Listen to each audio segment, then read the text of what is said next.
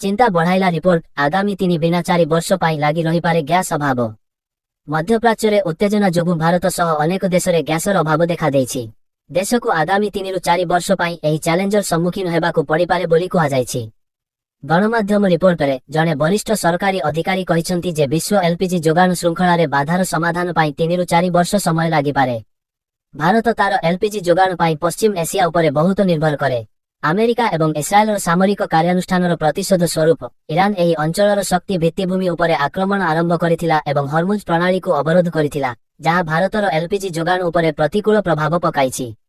Money controller एक report रे जने अधिकारी नाम गोपन रखिबा शर्तरे कहिसंती जे जोगाणकारींक ठारू प्राप्त सूचना आधार रे जोगाण पुनर्बार आरंभ करिबाकू अति कमरे 3 वर्ष एवं हुए तो आहुरी अधिक समय लागि पारे। एलपीजी आमदानी उपरे भारतर निर्भरशीलता यथेष्ट अधिक रहिछि।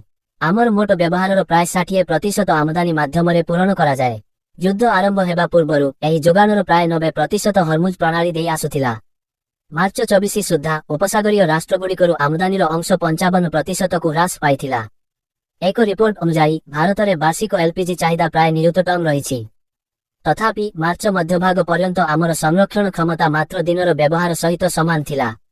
एही परिस्थिति रे जोगाण उत्सरे जेकोनोसी परिवर्तन क्षणस्थायी जोगाण बाधा सृष्टि करिबार विपद को वृद्धि करे एवं मूल्य ह्रासर प्रभाव को वृद्धि करे। मार्च मध्यभागरू घरोई सिलिंडरर मूल्य 60 टंका वृद्धि पाइछि, जेतेबेले वाणिज्यिक सिलिंडरर मूल्य सेही समय मध्यरे 115 वृद्धि पाइछि। चिंता बढ़ाइला रिपोर्ट आगामी 3-4 वर्ष पाई लागी रही पारे गैस अभाव। मध्यप्राच्य रे उत्तेजना जोगु भारत सह अनेक देश रे गैसर अभाव देखा देछि।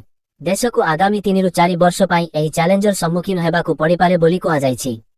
गणमाध्यम रिपोर्ट रे जने वरिष्ठ सरकारी अधिकारी कहिसंती जे विश्व एलपीजी जोगाण श्रृंखला रे बाधार समाधान पाई 3-4 वर्ष समय